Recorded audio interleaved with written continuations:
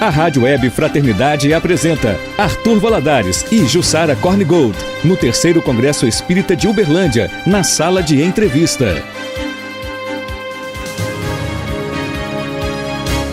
Bom dia,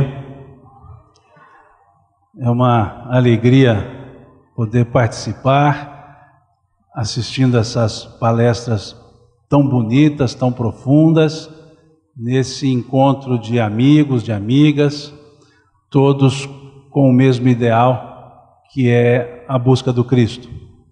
Eu fico honrado, fico feliz, alegre de poder mediar com esses dois amigos e amiga, já que aqui nós temos a maturidade encarnada na juventude, esse amigo querido que é o Arthur, que a gente admira, que aprende muito com ele, que tem um trânsito nas letras do Evangelho como poucos fazem, e com a vantagem de colocar o intelecto no coração e o coração no intelecto. E isso nos encanta, nos alegra e até nos emociona. Jussara foi quem me recebeu tão bem lá nos Estados Unidos, com um coração enorme, e vocês não imaginam o que é o trabalho no exterior. Não há glamour nenhum no trabalho no exterior. O trabalho que eles fazem é um trabalho de formiga, cada um com a sua atividade, grupos pequenos em quantidade, mas qualitativamente muito grandes, que dependem de uma dedicação pessoal, familiar, e isso nos encanta. E eu me senti agraciado por conhecer esse trabalho que é desenvolvido por Jussara e a equipe toda nos Estados Unidos, em especial no Tri-State, e parabenizo respeitosamente pela envergadura do trabalho que vocês fazem. Não é fácil desenvolver um trabalho fora, em termos de espiritismo, fora aqui do Brasil. Ser espírita no Brasil é fácil, lá fora é convicção. Lá fora não tem o modismo, não tem o convite coletivo, tem a disposição individual. E é isso que eles fazem lá e que elas fazem lá. Então, reverencio esse trabalho desenvolvido lá fora e agradeço por ter tido a oportunidade de aprender com eles, com ela e com eles, lá fora, esse gosto, esse amor pela causa espírita. E temos aqui várias perguntas, e eu vou fazer a primeira para vocês dois, que é: já sei da importância de seguir o Evangelho de Jesus, de dar meu testemunho, principalmente de dores, mas sinto uma dificuldade muito grande, que parece um abismo entre o que eu sei e o que eu consigo praticar. Como devo fazer para começar a vivenciar estas transformações? Faço a pergunta aos dois, começando pela Jussara. Bom dia ainda para todos. Obrigada, Simão, pelas palavras, pelo incentivo e pela generosidade de ter aceitado o nosso convite e estar sempre aberto a ir lá nos visitar e ajudar. E agradeço também já ao Arthur, que já tem sido também um companheiro lá nas terras americanas. Como nós citamos um pouquinho na nossa fala, esse trabalho de mudança interior ele é realmente difícil. É por isso que nós enfatizamos tanto o aspecto de nós não nos desanimarmos quando ainda olharmos para a nossa pequenez. Porque nós vamos ter que aprender a conviver com essa pequenez ainda por muitas encarnações. Então, até como o próprio Simão acabou de falar, é um trabalho de formiguinha mesmo, esse trabalho é um dia após o outro, é um passo após o outro, e sem dúvida alguma, é por isso que o Espiritismo é tão importante para nós, porque ele primeiro ele nos fala a razão, nos explica, nos deixa bem claro por que é que nós vamos empreender essa jornada. Porque nós buscamos a felicidade, nós buscamos a paz de espírito, nós queremos, então, a compreensão do porquê de certas coisas acontecem conosco, e o Espiritismo nos traz todas essas respostas. À medida que nós temos, assim, o conhecimento, e é por isso que sempre enfatizamos muito a necessidade do estudo, não pelo aspecto de sermos acadêmicos, como citamos em nossa fala, mas para podermos compreender o porquê dessa necessidade de transformação. Uma vez que nós, como você cita aqui, já tem o conhecimento, então, do Evangelho, já procura seguir os exemplos de Jesus, aí, agora é só aquele trabalho diário, realmente, de nós procurarmos trazer essa transformação para dentro de nós, para dentro dos nossos corações.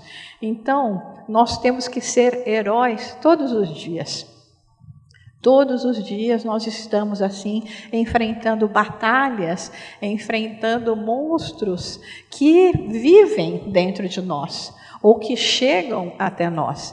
Mas essas batalhas, uma vez que nós temos o conhecimento, estamos com a base na doutrina espírita, seguramente, se nós insistirmos, nós vamos vencer. Às vezes eu faço uma analogia, eu tenho uns exemplos assim bobinhos, mas que às vezes fazem mais parte do nosso dia a dia. Quando a gente começa a querer fazer exercício, você não vai chegar logo de cara a levantar um peso lá de 10 quilos, 20 quilos. Você começa lá na latinha de Coca-Cola, alguma coisa assim bem leve. Aos poucos a sua musculatura vai se tornando mais preparada para poder carregar pesos maiores. Na hora que nós estamos trabalhando a nossa transformação é a mesma coisa. No começo é difícil, né? Dá dor aqui, dor ali, dor de largarmos as nossas raízes das imperfeições e das paixões que nós trazemos, mas à medida que nós vamos experimentando o bem,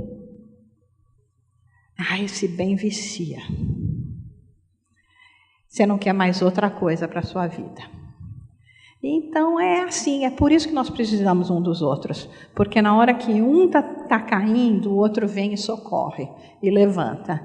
Então a palavra é persista, porque a vitória é certa.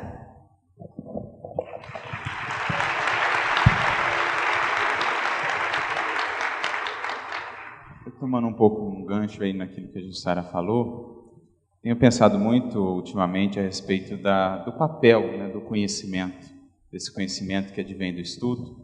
E há uma frase que muito me marca nesse sentido, uma frase de uma psicanalista alemã, que certamente creio inspirada naquela alegoria de Adão e Eva que comendo o fruto são expulsos do paraíso. Ela diz: quem quer que coma do fruto do conhecimento é sempre expulso de algum paraíso.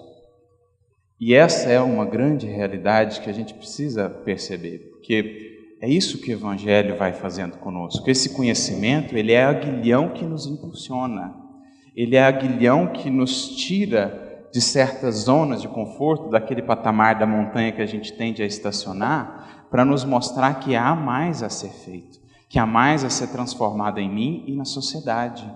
Então, no Evangelho, há um certo quê de inquietude também. A paz do Cristo é uma paz diferente, porque não é uma paz da inércia. A paz do Cristo é aqueles que estão, de certo modo, incomodados com o jeito que as coisas estão, o jeito que as coisas estão sendo feitas, como nós estamos, como nós somos. E o grande segredo é aprender a encontrar nessa inquietude, pelo trabalho, pelo esforço, essa paz que nasce do dever cumprido, que nasce dessa sensação de hoje algo eu fiz por mim, pela construção, pela edificação do reino em mim e pela edificação do reino lá fora.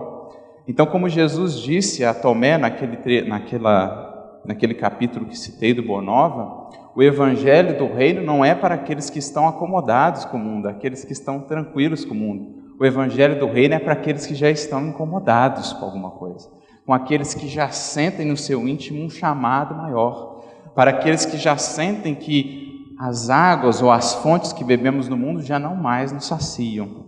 E o nosso grande exercício é, na experiência com Jesus do serviço, da doação e do trabalho, encontrar essa paz na inquietude, paradoxalmente. Então esse é o papel do conhecimento, como os Espíritos vão nos dizer também, na questão 780 do Livro dos Espíritos. O progresso intelectual engendra o progresso moral na medida que torna-nos mais capazes de discernir o bem e o mal. Então algo que antes eu fazia e não me incomodava, agora me incomoda.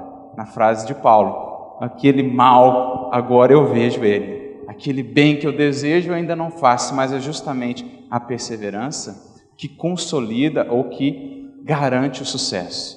Jesus mesmo já nos disse, é pela vossa paciência, perseverança, que ganhareis as vossas almas.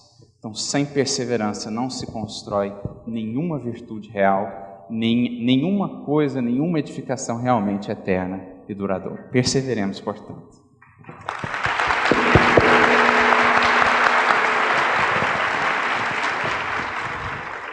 Jussara, existe uma previsão de séculos, de data, para a efetivação da renovação planetária? Olha, na realidade depende de nós, né? Eu imagino que se existisse um planejamento antes, nós estamos atrasados. Nós já perdemos, acho que o trem, né? Porque nós nos distraímos tanto, né, com as coisas do mundo, né? Como é difícil, né? Deixar o palpável por aquilo que ainda é invisível de uma certa maneira para nós, né? Então, nós temos ouvido muito falar e sabemos e conhecemos pela própria Gênesis que os tempos são chegados. Ontem o próprio Haroldo, na sua fala, nos retornou ao ponto da transição planetária. E nós podemos ver que realmente aquele caldeirão que antes parecia calmo, agora está tendo realmente um reboliço. As vozes estão nos chamando de todos os cantos, você vê então os fenômenos acontecerem, a necessidade da busca espiritual. Eu estava nos Estados Unidos, em Nova York, eu morava na época do acidente das Torres Gêmeas, que obviamente, como vocês sabem, foi assim um trauma para a humanidade, né? E algumas semanas após esse ato de terror que vivemos, eu estava ouvindo rádio, e no rádio o locutor, é coisa até estranha, né? Porque na verdade eu gosto de ouvir mesmo a Rádio Fraternidade. Mas não tinha a Rádio Fraternidade tocando nos meus ouvidos naquela época, né? Era 2001, que a gente chegava assim, que a gente podia ouvir lá no rádio assim tão forte. E aí o que aconteceu? O locutor falava o seguinte, que depois desse ato de terror, que as pessoas, havia assim uma visão geral de que as pessoas estavam buscando mais a espiritualidade. Eu achei tão intrigante quando ele usou a palavra espiritualidade, porque ele não falou de religião, ele não citou uma religião específica, ele citou o espiritual. Então, todos esses transtornos que nós vivemos hoje no mundo inteiro, das diferentes formas com que ele se apresenta, na realidade é o prenúncio de um amanhecer. O Jorge Godinho, o presidente da Federação Espírita Brasileira, ele diz o seguinte, né, que quando nós estamos no primeiro minuto de um novo dia, e quando chega meia-noite e 1, é treva. Então nós ainda estamos nessa treva, mas com a certeza que estamos caminhando. O quão cedo nós chegaremos nessa transformação vai depender do trabalho de cada um de nós. E não é algo que nós gostamos de ouvir, né? Porque nós adoraríamos que a responsabilidade não estivesse em nossas mãos, mas está.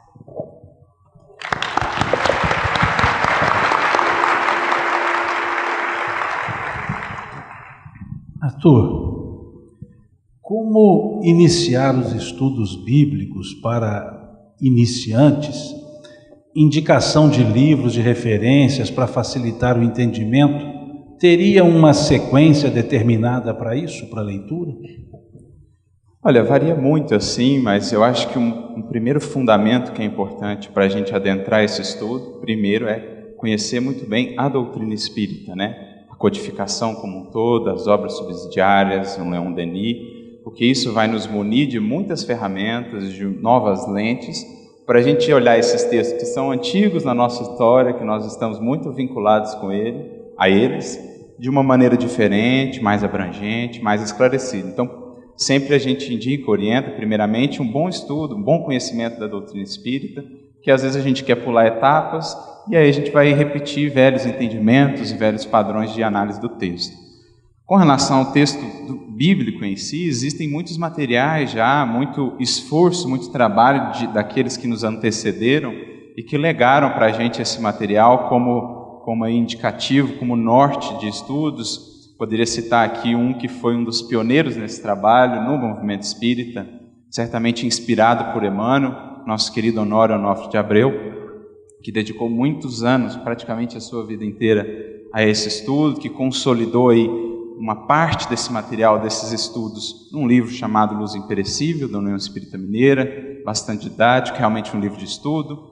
Outro que estudou com ele, cujas apostilas também podem ser encontradas aí no Google, em PDF, José Damasceno Sobral, volume 1 e volume 2, temos mais material nesse sentido de estudo. A própria União Espírita Mineira, depois, com todo esse arcabouço, resultado, né, de todo esse empenho desse estudo, que aqui em Minas Gerais é muito forte, conhecido como EMEG, né, Estudo Minucioso do Evangelho de Jesus, ou carinhosamente miudinho. A UEM tem algumas apostilas muito ricas, em 3 volumes, você pode acessar isso no próprio site da UEM, de Estudo Minucioso do Evangelho, EMEG 1, 2 e 3, com muitos exemplos, orientações, enfim, um material muito rico a esse respeito. E no mais, outros pontos que vão nos esclarecendo o estudo, primeiro, ganhar intimidade com o texto, conhecer o texto, dedicar-se ao texto. A gente fala muito isso lá no NEP. Às vezes as pessoas vêm às palestras, vêm algumas reflexões sobre as passagens de Jesus, ficam encantadas e acham que, de certo modo, aquilo surge num rompante, né? Que há algum momento assim, você tem uma inspiração e você... Mas não tem muito segredo. Na verdade, é sentar, é estudar, é perseverar, porque as portas do Evangelho só abrem àqueles que fizeram o esforço, que bateram nessas portas com a perseverança, com a paciência, só esses que o Evangelho revela mesmo os seus segredos. Então, ganhar intimidade com o texto, conhecer a doutrina espírita, basear-se ou inspirar-se no exemplo desses que vieram antes. É interessante também, embora às vezes a gente ainda veja uma certa resistência nesse sentido, buscar conhecer os próprios espíritos, e o próprio Kardec nos orienta a isso no Livro dos Espíritos, buscar conhecer obras de outras denominações religiosas, protestantes, católicas, evangélicas de uma maneira geral, que vão trabalhar principalmente a questão do contexto, do entendimento daquela cultura em que Jesus estava inserido. Muitos dos gestos, muitas das palavras de Jesus, na verdade, evocam passagens, evocam entendimentos do Antigo Testamento, daquele povo, daquela cultura, as cartas de Paulo, por exemplo. Se não entendermos melhor esse arcabouço cultural e social da época, muito do Evangelho nós perderemos. Então, estudar essas obras, claro, fazendo as devidas análises e filtragens, é também muito enriquecedor para a gente conhecer esse contexto. Conhecendo o contexto, tendo as bases da doutrina espírita, tenho certeza que com paciência e perseverança, o texto vai se abrindo aos poucos. E hoje temos também no YouTube muito material a esse respeito, né? Temos o trabalho aí de muitos palestrantes que se dedicam, Haroldo, Simão, o Luiz Elias, com o Miudinho também. O próprio NEP a gente tem buscado produzir alguma coisa nesse sentido. A irmã Aila, que também traz um arcabouço muito rico de entendimento do Evangelho para a gente. Então nós temos muitos recursos. No mais aprendermos a concatenar isso sempre com a base, ou sobre a base da doutrina espírita, com todo o entendimento novo que ela nos traz.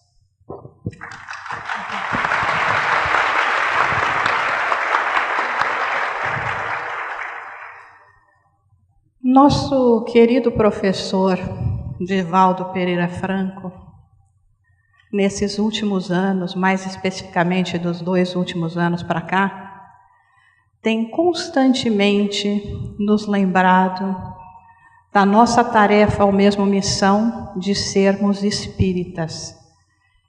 e de trazermos o espiritismo para os nossos centros espíritas, que infelizmente não tem ocorrido tanto às vezes ultimamente.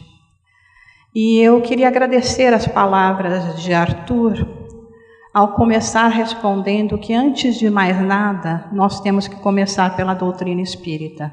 Por quê?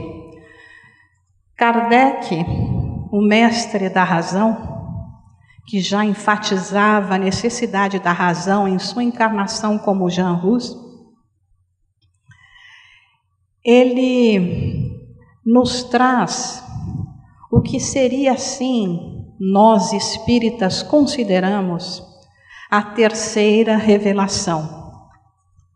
O Paracleto que Jesus prometeu trazer na época própria para que nós pudéssemos compreender as suas palavras e expandirmos mais ainda o nosso conhecimento. Se é para compreender melhor as palavras de Jesus, que obviamente se encontram no Novo Testamento, nas vivências e experiências que foram feitas naquela época, então nós temos que imaginar que o Espiritismo, de uma certa forma, está trazendo mais facilmente para nós aquilo que, se nós voltarmos simplesmente às raízes, sem usar a possibilidade de um avanço que traz, através da voz do Espírito Verdade de suas falanges, nós estamos subestimando o valor dessa doutrina que nós temos. Não queremos dizer aqui que vamos renegar as raízes que são extremamente importantes para compreendermos a terceira revelação. Sem primeira e segunda não tinha terceira. Então vamos nos lembrar disso, e mesmo nos momentos em que nós voltarmos os nossos olhos à primeira e à segunda revelação, sempre com o foco de que já estamos na terceira. E que com a palavra, que essa terceira representa a voz de Jesus, representa os ensinos de Jesus. Então, muito importante nós nos lembrarmos disso e continuarmos praticando o estudo aprofundado, sério, do Espiritismo e tudo que possa nos fazer compreender melhor aquilo que somos, de onde viemos e para onde vamos.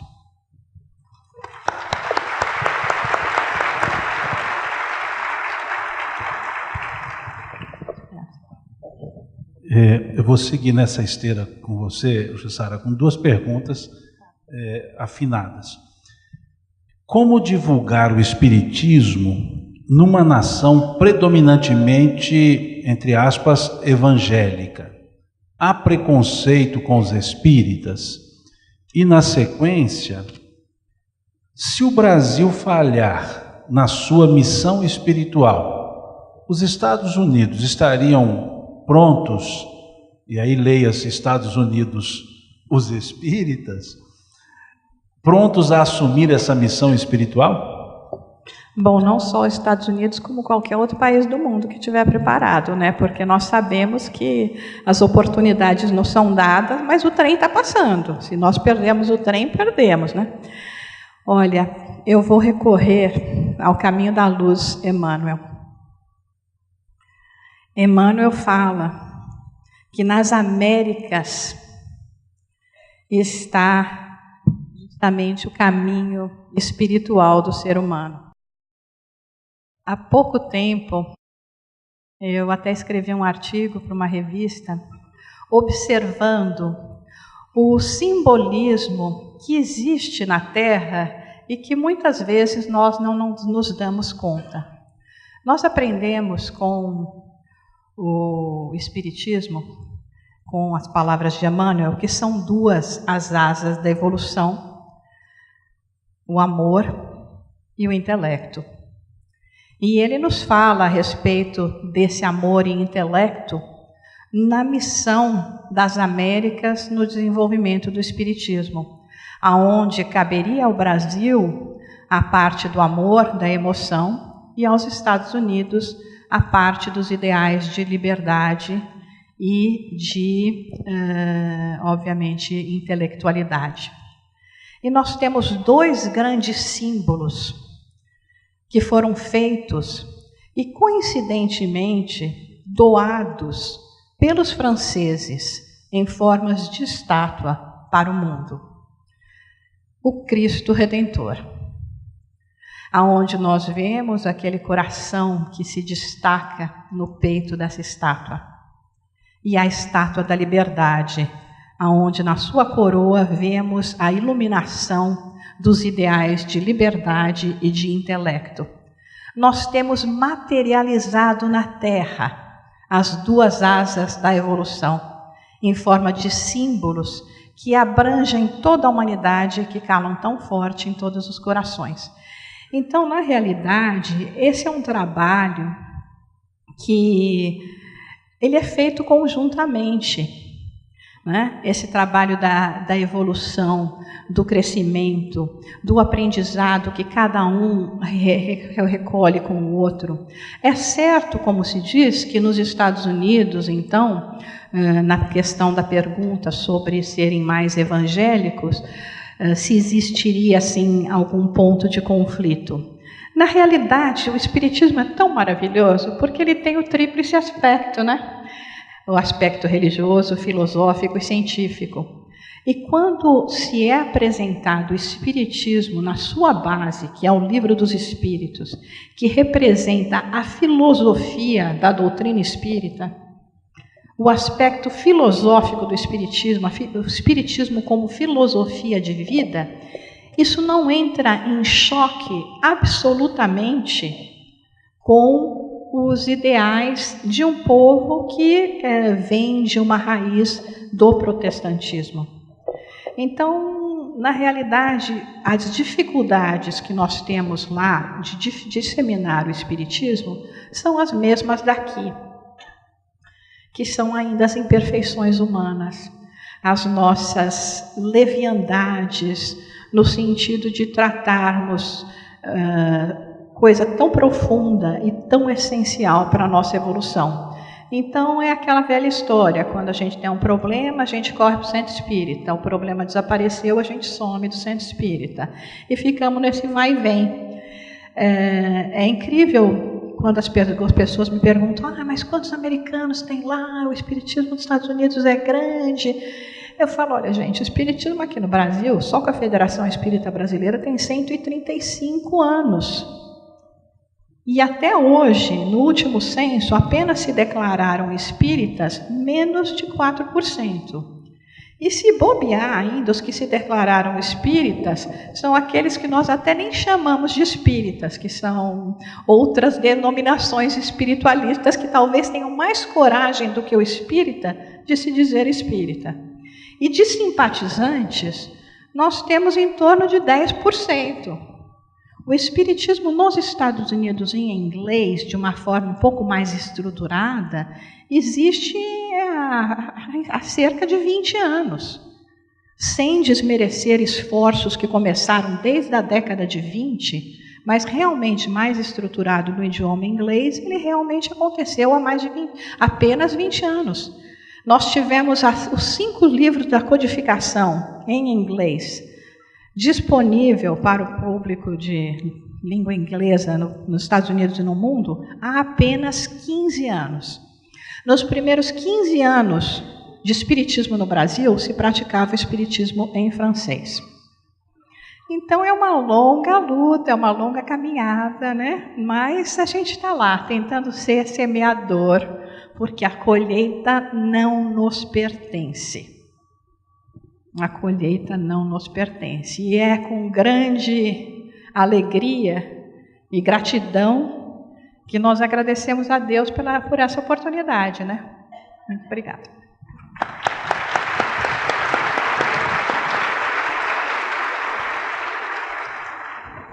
Arthur, você como jovem palestrante, e aqui eu acrescento, seguro palestrante, muito seguro, pode nos dizer como atrair a atenção dos jovens para as atividades espíritas? Antes de responder a essa pergunta, gostaria apenas de fazer uma lembrança com relação à resposta anterior, que me esqueci de citar um outro material muito rico, produzido pela FEB, que é o EAD, o Estudo Aprofundado da Doutrina Espírita, especialmente em seus volumes 2 e 3. Nós temos ali um material muito rico também para o estudo do Evangelho. Bom, com relação à questão dos jovens, temos conversado muito a esse respeito, né, sobre como repensar ou como atrair mais o jovem, como fazê-lo gostar de estar dentro da casa espírita. E tenho pensado basicamente alguns caminhos que acho pertinentes da gente refletir. O primeiro deles, talvez, dar mais autonomia ao jovem dentro da casa espírita. Porque às vezes a gente vê essa resistência muito grande, uma resistência, e a gente de certo modo até entende até um certo ponto, o receio de o jovem desviar-se muito ali daquela linha que vem sendo trabalhada e tudo mais. Mas a gente tem que confiar mais no potencial de espíritos que estão aguardando apenas a oportunidade para demonstrarem o quanto têm a dar. Porque não necessariamente tempo de casa espírita representa maturidade, senão a gente estaria renegando tudo que aprendemos com a doutrina espírita. Maturidade, capacidade de liderança, capacidade de realização é algo que pela observação se vê, se reconhece. E a característica maior do dirigente, daquele que coordena uma casa, como dirá Kardec quando falava a respeito dos atributos necessários para a educação, um deles é profunda observação, muito tato, para aprender a olhar em cada um o potencial imenso que está ali e que às vezes é abafado, que às vezes é afastado, que às vezes é até perdido pela não possibilidade de autonomia, de realizar, de abraçar um trabalho, de tomar a frente de alguma coisa, porque eles podem sim fazê-lo. Digo aqui agradecendo em muito a casa que me acolheu lá em São Carlos, Obreiros do Bem, onde o espaço nos foi concedido de maneira tão aberta para a criação do NEP, para depois os eventos que lá realizamos, e isso foi para nós um incentivo, um alimento, e que nos fez realmente abraçar a causa, a casa, nos vincularmos aos corações que ali estavam. Então, confiemos mais no jovem. Claro que temos que ter esse olhar, o olhar da sabedoria, da experiência, que está ali tutelando, que está ali orientando. O jovem também precisa saber, ou ter a humildade de aprender com os que vieram antes, com a voz da experiência, com a voz da sabedoria, porque às vezes também nós chegamos e queremos renovar tudo, demolir tudo, nós temos que tomar o bastão, levar adiante para a nova geração que está por vir. Então é preciso que essas gerações se harmonizem, percebam que trabalham ambas pelos mesmos fins e percebendo que às vezes os meios podem ser atualizados, não prescindindo dos conteúdos, dos valores. E esse eu acho que é outro ponto que a gente precisa pensar. Às vezes a maneira de transmitir, a maneira de chegar, de adentrar no universo do jovem e falar de Jesus ali para ele dentro daquele universo, como a Deilson tão bem representou aqui para a gente ontem, tão bem exemplificou. Então acho que esses dois pontos nós temos muito a trabalhar, né? Essa capacidade de enxergar o jovem, de dar autonomia, deixe eles coordenarem a juventude, a mocidade, deixe eles tomarem frente, deixe eles fazerem, fica ali a tutelar, mas deixe eles assumirem, porque tem potencial. E novos meios, aproveitando até mesmo as novas mídias, os novos recursos para alcançá-los, para envolvê-los, porque o que realmente os faz estarem ali, o que realmente conecta alguém a uma casa espírita, é os laços que ele ali cria. É os laços que ele ali cria. Há algum tempo atrás, uma pessoa me procurou, o seu filho passava por muitas dificuldades em São Carlos, ela veio pedir orientações de casas em São Carlos. Então depois eu orientei umas 3 casas, depois ela chegou e disse: olha, Arthur, eu não queria falar, eu estava resistindo em falar, mas eu acho que você que está lá inserido no movimento de São Carlos, você pode contribuir de certo modo. O meu filho foi nessas casas, foi em 2 dessas casas que você indicou, com extremas dores, com o coração lancinado. Mas Arthur, ele entrou e saiu dessas casas sem que ninguém parasse para perguntar a ele: você é novo aqui? Você precisa de alguma coisa? Você está passando por algum problema? Então fala para as pessoas, Arthur, para elas acolherem as pessoas na casa espírita. Para alguém novo que chegar ali, sentir que está chegando numa família.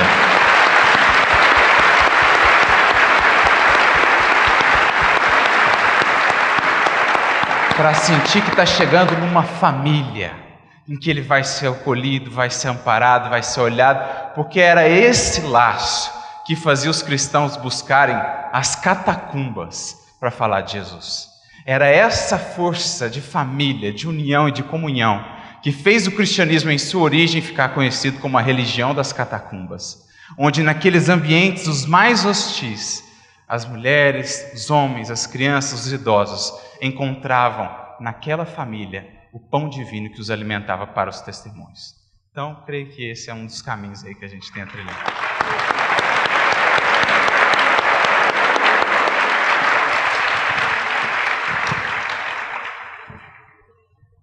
É muito bom a gente ouvir isso, não é? Muito bom. Jussara, como saber se perdoei verdadeiramente alguém? Devo continuar convivendo com esse alguém ou posso permanecer distante? Olha, o trabalho do perdão, como nós estávamos falando, como toda outra virtude que nós tentamos adquirir, é um trabalho diário, né? E acontece o seguinte, né? Nós sabemos da necessidade que nós temos de tirarmos de nós aqueles pesos que nós mostramos, que nos prendem ainda e que nos fazem infelizes. Então, indubitavelmente, nós temos que aprender a perdoar, inclusive a nós mesmos, quando não conseguimos ainda perdoar. Porque nós nos esquecemos muitas vezes da nossa necessidade de perdão, da nossa necessidade de aceitação das nossas limitações, que são muitas. Então, da mesma forma que nós falamos, né, do exercício físico, quando você começa com uma latinha pequena, né, depois vai passando para um peso maior. O exercício do perdão também, às vezes, requer passar por esses estágios. Talvez aquela pessoa que nos magoou demais, nós ainda por um tempo sejamos incapazes de estender o nosso perdão. Mas já podemos exercitar o perdão no nosso dia a dia, que certamente fatos acontecerão para que isso esteja dentro do nosso universo diário. E o perdoar depois, é lógico que ele exige de nós o completo despojar de qualquer animosidade que possa existir na convivência com o outro. Agora, o que é muito difícil para nós é nós compreendermos aquela passagem de Jesus, aquele ensino de Jesus, quando ele diz que nós devemos amar até os nossos inimigos. E aí, a terceira revelação vem e nos diz o quê? Olha, gente, espera lá. Jesus não está dizendo aqui que você tem que amar os inimigos como você ama aquele que deu a vida por você milhares de encarnações. Mas que você tem que aprender a não sentir mais ódio, a não ter desejo de vingança. Então, quando chega nesse momento em que nós temos que aprender a perdoar pelo nosso próprio benefício, não significa necessariamente que nós temos que nos impor uma convivência que ainda não pode ser tratada de uma maneira muito saudável. Então, existe aquela pessoa na tua vida que tem prazer de te colocar para baixo, de te pisar, de te espizinhar. Você perdoa porque você tem já a compreensão de que, como diz, muitas vezes é o leão ferido, né, que vai te magoar. Então, é uma pessoa ferida, é uma pessoa machucada, é uma pessoa perturbada. Mas isso não significa que você vai ficar lá todo dia dando a outra face para apanhar, né?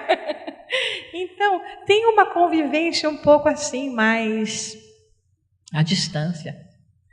Nós temos casos no Centro Espírita tão tristes, né? Muitas vezes são filhos ou mães que chegam com essa grande dificuldade de relacionamento, né? Porque o relacionamento familiar é um desafio. e filhas que odeiam a mãe. E nós fazemos todo esse trabalho de dizer, olha, aprende a compreender, aprende a analisar, aprende a verificar as raízes do que leva a esse tipo de sentimento.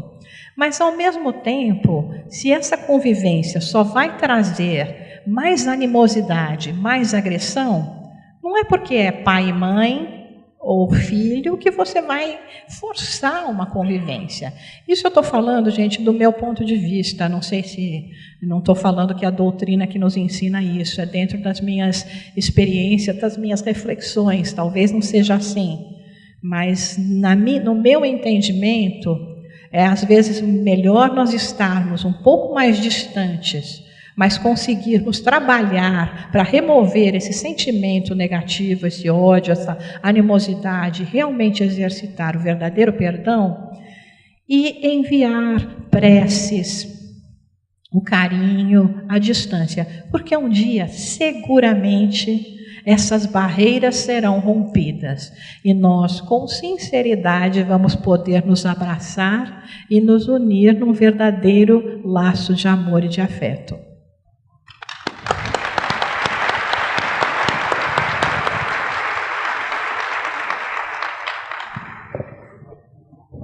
Arthur, duas questões conceituais, né? Acho que, como são conceituais, eu acho que é interessante trabalhar com as duas. O Espírito de Verdade, guia de Allan Kardec, seria o próprio Mestre Jesus? Poderia ter sido um erro de tradução na preposição de para a preposição da verdade? E um outro conceitual é sobre Paulo. Sempre ouvimos falar que Paulo se iluminou na estrada de Damasco. Você é da mesma opinião ou acredita que ele já era um espírito iluminado e apenas tomou consciência no caminho de Damasco? Bom, com relação à questão aí do de ou da, eu sinceramente não fui ainda ao texto em francês para saber, talvez o Simão até poderia sabê-lo mais, qual a expressão, ou, né, qual seria a melhor tradução, se de verdade ou se dá verdade. Creio até que Herculano faz uma análise disso, né, nos seus textos, mas sinceramente não saberia aqui responder, porque ainda não fui ao texto francês, embora anseie aprender o francês, ainda não sei.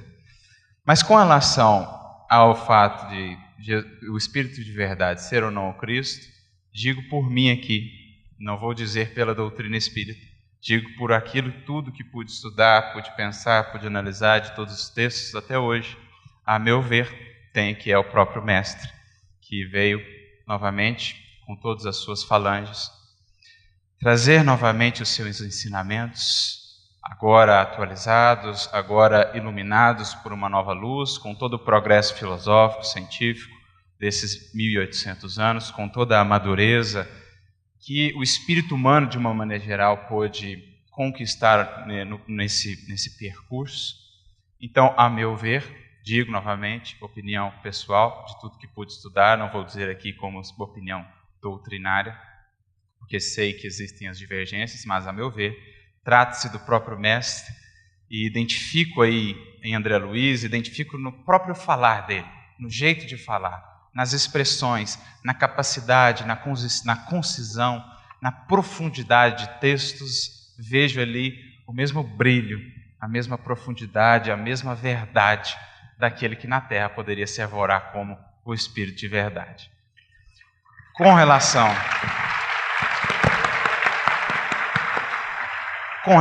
a Paulo, certamente que Paulo não era uma folha em branco, né? Paulo não viveu um processo mágico em Damasco, em que ele iluminou-se, tocou-se ali e se tornou aquilo que nós o conhecemos. Paulo já era um espírito, embora os equívocos, um espírito muito disciplinado, fiel ao dever, um bom filho, um bom estudioso, disciplinado, comprometido, né? Nunca se desviou, como diz o texto de Paulo Estevão, ali na juventude, nas atrações da juventude, sempre manteve-se reto. Então Paulo tinha muitas virtudes que, ainda misturadas à vaidade, ao orgulho, acabaram por desviá-lo do caminho. porque certamente Paulo não veio comprometido a equivocar-se. Ninguém vem à terra destinado a equivocar-se.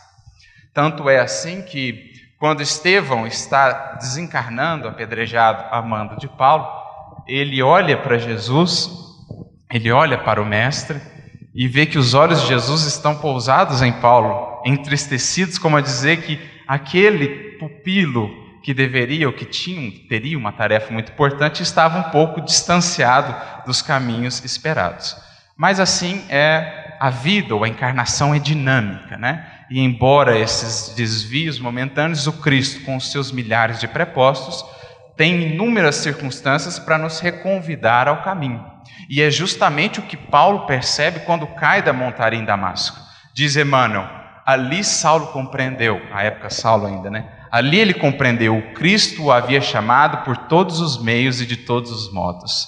Estevão era Jesus convidando Paulo a restabelecer-se. Abigail era Jesus convidando Paulo a retomar o caminho. E assim foi, ele resistindo aos aguilhões, até que aquele sol brilhou em seu caminho, e ele então abriu realmente, o cedeu realmente, e pôde, dali por diante, ir aos poucos consolidando um Saulo ou um Paulo ainda mais aperfeiçoado.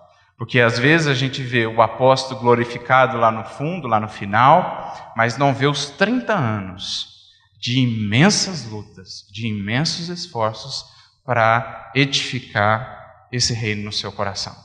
Quantas lágrimas custaram a Paulo naquele deserto, estar ali convivendo com uma família que ele destruiu.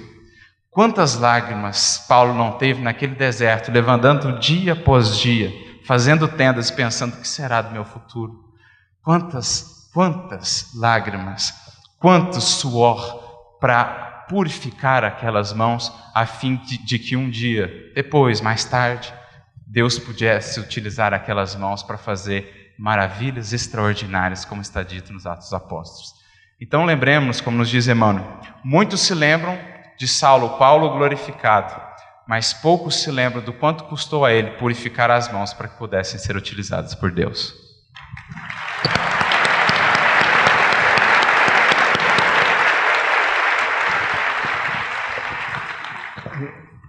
Eu vou fazer coro a você, Arthur. Se é de verdade ou da verdade, também não faço a mínima ideia. Mas que é verdadeiro, é. Mas se é de Odá, eu também não faço a mínima ideia. Me avisaram aqui que faltam só 10 minutos. Eu também pensei assim, mas como falaram na hora da fala do Arthur, começa a contar a partir de agora. Jussara, como levar os ensinamentos de Jesus ressaltando um caminho de luz, quando o outro ainda insiste em ver escuridão apenas? O outro insiste em ver apenas escuridão. Nós já tivemos nessa mesma situação, né? Quantas vezes, quem sabe nessa mesma encarnação, seguramente em encarnações passadas, amigos dos dois lados da vida tentaram nos levar para o esclarecimento e nós recusamos. O processo de maturidade espiritual, ele é individual.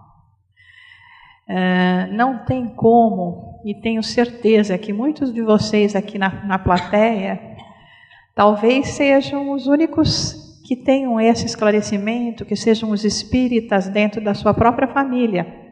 Pais e mães que não são, que não compreendem, que não têm nenhum interesse pela espiritualidade, pela religiosidade. Filhos que casa de ferreiro, espeto de pau, né? Então a gente quer entuchar aquele ensinamento, os princípios. Seguramente, eles podem e devem ser divulgados a todo momento, principalmente, como nós falamos, através das nossas ações que intrigam as pessoas. Mas isso aconteceu, como é que você se mantém tão calma? Uai, você tem um... Uai, estou aqui na terra. Contagiou-se. Gostei. Esse tanto de queijo de Minas e de pão de queijo que eu já comi está influenciando meu linguajar já, hein? Pois é, uai, né? Nós já fazemos todo esse processo. Como é que nós podemos impor no outro? Então, o ideal realmente é nós continuarmos a persistir no nosso exemplo, porque cedo ou tarde essas pessoas chegam. Elas chegam a nós e chegam à necessidade do consolo e do esclarecimento. Então, e continuarmos a usar o grande recurso da prece. Nós subestimamos muitas vezes o valor da prece, que na realidade não é dizer de memória, mas é falar com o coração, com Deus. Então, à medida em que nós vemos esses seres queridos, porque seguramente quando fazemos uma pergunta dessa, nós temos em mente mais aqueles seres, o próximo que é mais próximo. E a tristeza, e muitas vezes a frustração de ver que os nossos convites ainda caem em ouvidos que não querem ouvir, que se fazem surdos à verdade e à disseminação e esclarecimento que nos chegam das luzes. O ideal é persistirmos, é orarmos por esses nossos irmãos e também continuarmos na nossa caminhada, porque na verdade, na realidade, o exemplo arrasta.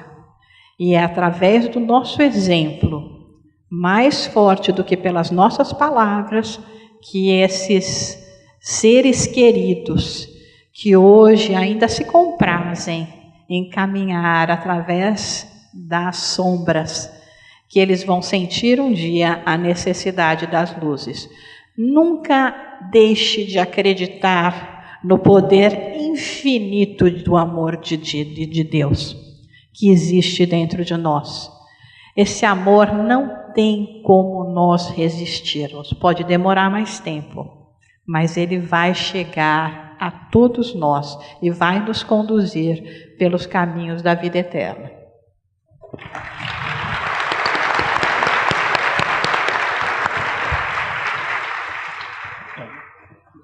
A tecnologia é um negócio interessante.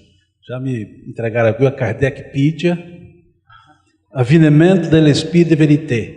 Ou seja, aqui está de verdade e não da verdade. Bom, né? Então, de vérité.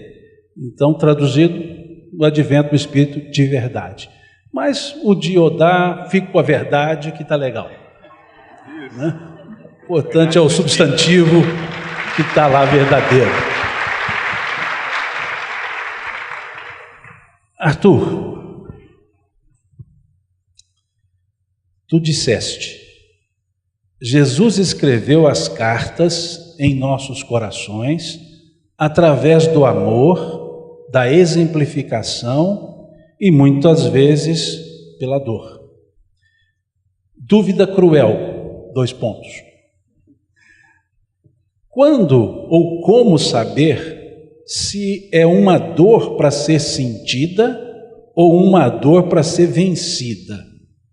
Pois quase nunca sei quando lutar ou apenas sentir e deixar fluir. Fico confusa. E eu também.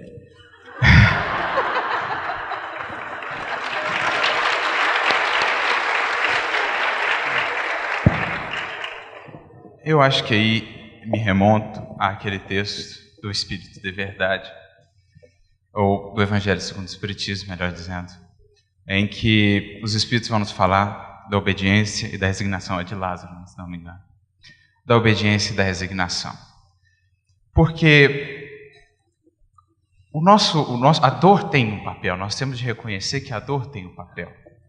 Mas a questão é, feito tudo o que está ao nosso alcance, feitas ou buscadas todas as possibilidades ao nosso alcance, mantendo-nos no caminho do bem, mantendo-nos dentro da obediência, do consentimento, da razão.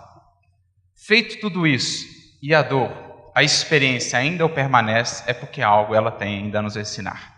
E aí está o convite à resignação.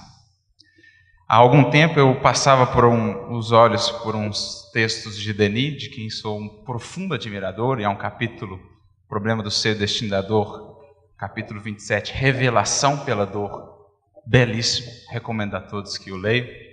Mas Denis vai dar uma fórmula muito bonita para essa nossa relação com a dor. Ele vai falar de maneira tão bonita da dor ali que a gente passa até quase que a gostar dela, sem masoquismo. Mas ele fala de maneira tão bela desse trabalho que essa mestra faz, de como ela abre para nós novos horizontes, de como ela rompe internamente certas resistências, certas muralhas. Mas em determinado momento ele vai dizer assim: não te digo, procure a dor. Então a proposta do Evangelho, que muitas vezes é acusado de ser masoquista, o espiritismo, os espíritas, o bem sofrer, que o espírita gosta de sofrer, a ideia não é essa, não é procure a dor, mas, diz ele, quando ela se erguer infalível em teu caminho, acolha como uma amiga. Olha a sabedoria dessas palavras. Não te digo, procure a dor, mas se você fez tudo, se está comprometido com o bem e ainda assim ela se ergueu infalível em teu caminho, acolha como uma amiga. Aprenda a apreciar a sua beleza austera. Aprenda a acolher os seus ensinamentos secretos. Aprenda a extrair dela o que ela veio lhe ensinar. Porque esse é o papel da mestra dor. Ela vem para nos transformar em algum sentido. E enquanto ela não alcança o seu intento, ela não se dilui, ela não passa. Aprendamos, portanto, a acolhê-la, buscando do fundo do coração entender o que ela quer nos dizer. Porque o sofrimento, quando significado, quando tem um propósito, como aqui foi falado, deixa de ser sofrimento e passa a ser mais um degrau da divina ascensão em direção a Deus.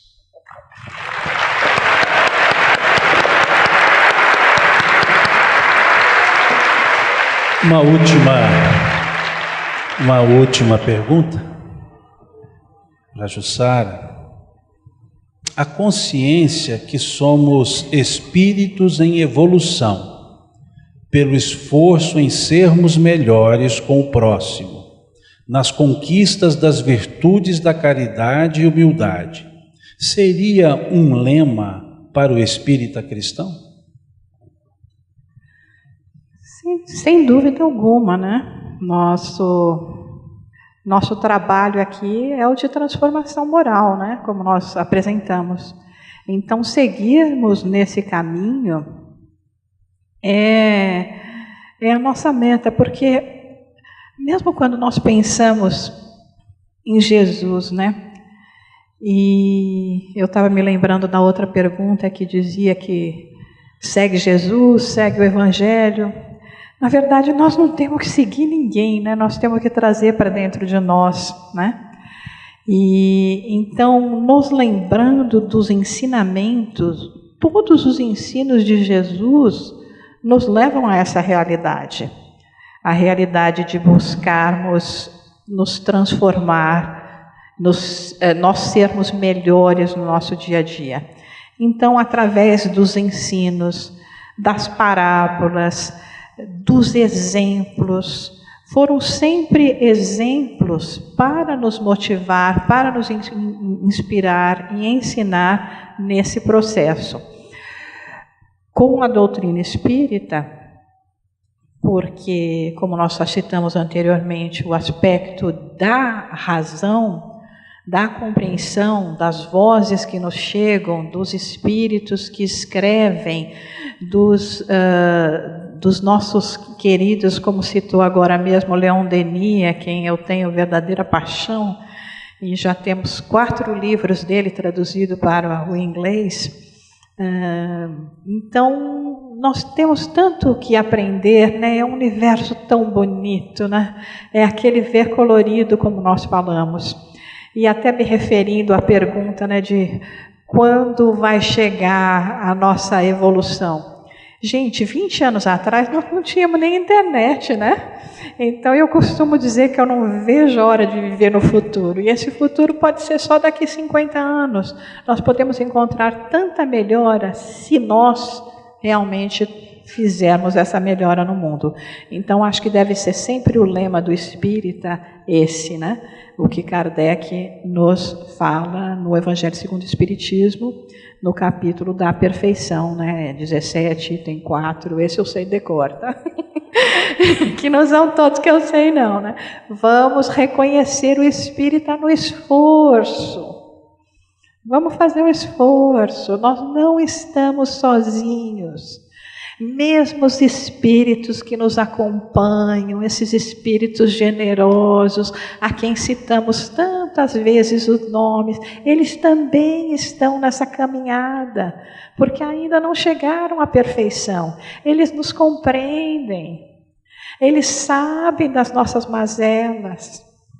Então vamos seguir assim, sempre com esse lema de nos melhorarmos, de sermos assim, de trazermos o reflexo de Jesus nas nossas ações, nos nossos sentimentos.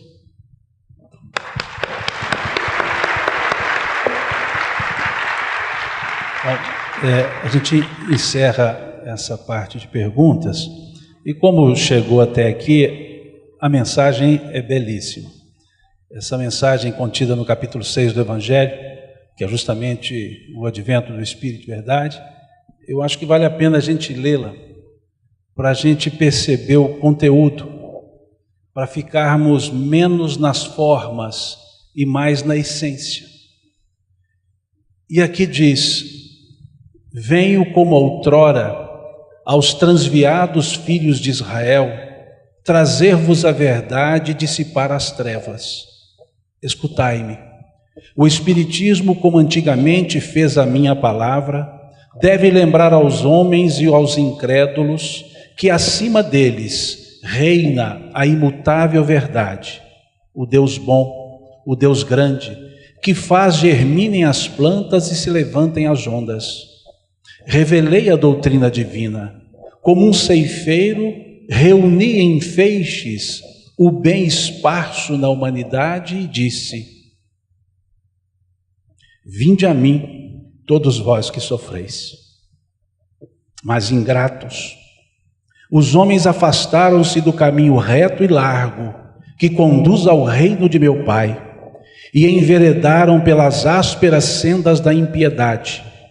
Meu Pai não quer aniquilar a raça humana, quer que, ajudando-vos uns aos outros, mortos e vivos, isto é, mortos segundo a carne, porquanto a morte não existe, vos socorrais mutuamente, e que se faça ouvir não mais a voz dos profetas e dos apóstolos, mas a dos que já não vivem na terra, a clamar: orai e crede, pois que a morte é a ressurreição, sendo a vida a prova buscada e durante a qual as virtudes que houverdes cultivado crescerão e se desenvolverão como cedro. Homens fracos, que compreendeis as trevas das vossas inteligências, não afasteis o facho que a clemência divina vos coloca nas mãos para vos clarear o caminho e conduzir-vos, filhos perdidos, ao regaço do vosso Pai. Sinto-me por demais tomado de compaixão pelas vossas misérias, pela vossa fraqueza imensa, para deixar de estender mão socorredora aos infelizes transviados que, vendo o céu, caem nos abismos do erro. Crede, amai, meditai sobre as coisas que vos são reveladas. Não misturei o joio com a boa semente, as utopias com as verdades. Espíritas, amai-vos. Este é o primeiro ensinamento. Instruí-vos. Este é o segundo. No cristianismo, encontram-se todas as verdades. São de origem humana os erros que neles se enraizaram. Eis que do além-túmulo, que julgáveis o nada, vozes vos clamam: irmãos, nada perece, Jesus Cristo é o vencedor do mal. Paris, 1860.